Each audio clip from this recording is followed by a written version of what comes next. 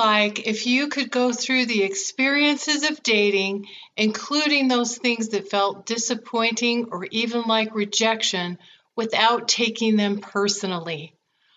I'm Michelle Marchant Johnson with Love Life Coaching, and I'm here to help you be that woman of high value that meets and attracts your high quality man. And I'm basing my thoughts today on the wonderful book by Don Miguel Ruiz called The Four Agreements. And this is the second in a 4-part series, and I'll be talking about agreement number 2, which is don't take anything personally.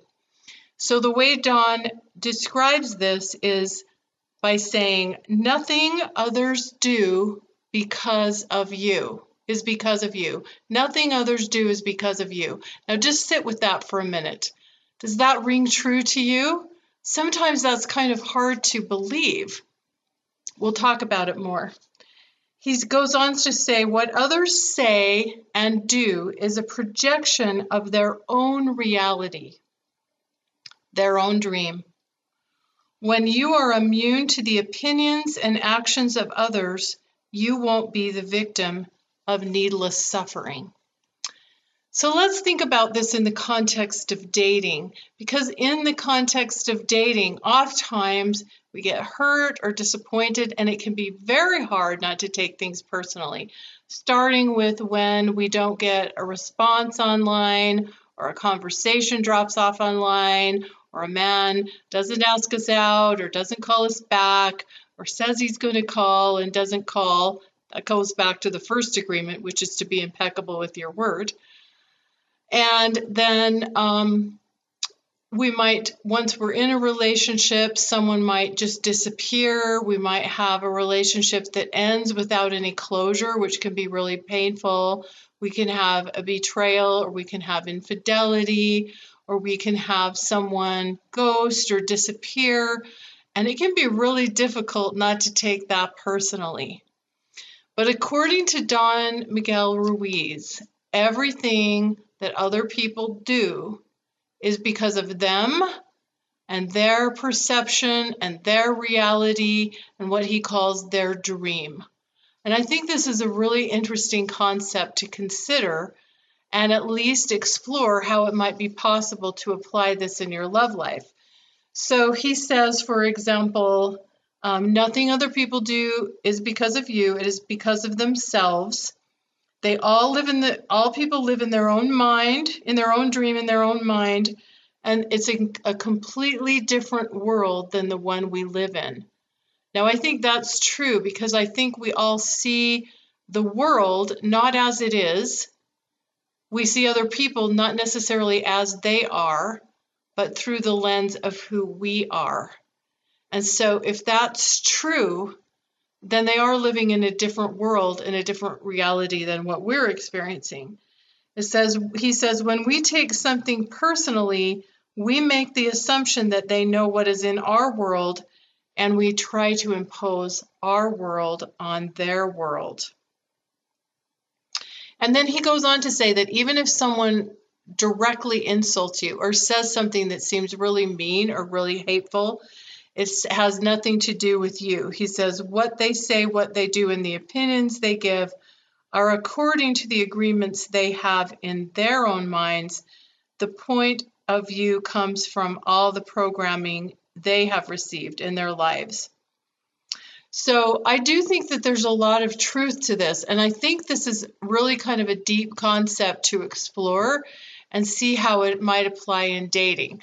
So, for example, I do think that it's often when someone seemingly rejects you in your love life in one way or another, I do think that more often than not, it has to do with what's going on with them, in their minds, in their lives, in their reality, in what they think they can offer, or what they think they're in or the place that they think they're in their lives in terms of how they might be able to show up in a relationship. And so I do believe that more often than not, when people exhibit these behaviors, and I'm not justifying them, but when they exhibit these behaviors, which can feel like their personal rejection, it really does have a lot more to do with them than it does to do with us. And I have to be honest with you, this is kind of a difficult concept for me in some respects, because it is hard not to take anything personally and to believe that everything that other people do or say is because of them and their reality and their perception and their world and their programming, so to speak. But I do think that he's on to something here. And I think it could be really powerful if we could rise above this in our dating and recognize that our value as individuals, your value as a woman, my value as a woman, is not changed by someone else's actions, by someone else's words, by someone else's opinion of us. And if we allow that to, if we absorb that, if we take that in, then he says we are easy prey for the black magicians. He says they can hook you easily with one little opinion and feed you whatever poison they want. And because you take it personally, you eat it up. He says when you take things personally, then you feel offended and your reaction is to defend your beliefs and create conflicts. So he also talks about another interesting aspect of this is that even when someone says something really, really flattering or really, really like complimentary, yes, it's okay to receive a compliment, but our worth or our beliefs about ourselves should not be based upon the negative or the positive words of others. That has to come intrinsically from us.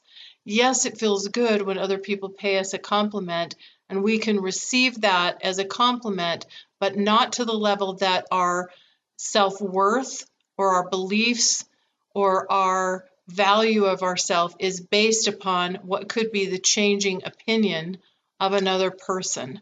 So that means that if this person happens to change their mind, or they happen to walk out of our lives, or they happen to disappear, that our value and who we are does not go with them. And our confidence and our beliefs about our worth and our value does not disappear or is not destroyed when that happens. So I think this is a really interesting concept to explore. And I think it's a really powerful principle if we can remember this and apply this wherever possible in our dating lives. I have to admit it's kind of a challenging one for me to kind of take in, but I'm putting it out there and I'd love to hear what you think also. So feel free to leave me a comment. If you like this, give me the thumbs up and be sure to subscribe because I'll have more wonderful content coming your way. And I hope this is helpful or at least interesting and thought-provoking. So I'll also be making a third and fourth video on the third and fourth agreement. I hope you'll join me. I'm sending you love and blessings and wishing you the very, very best in life and love. Bye for now.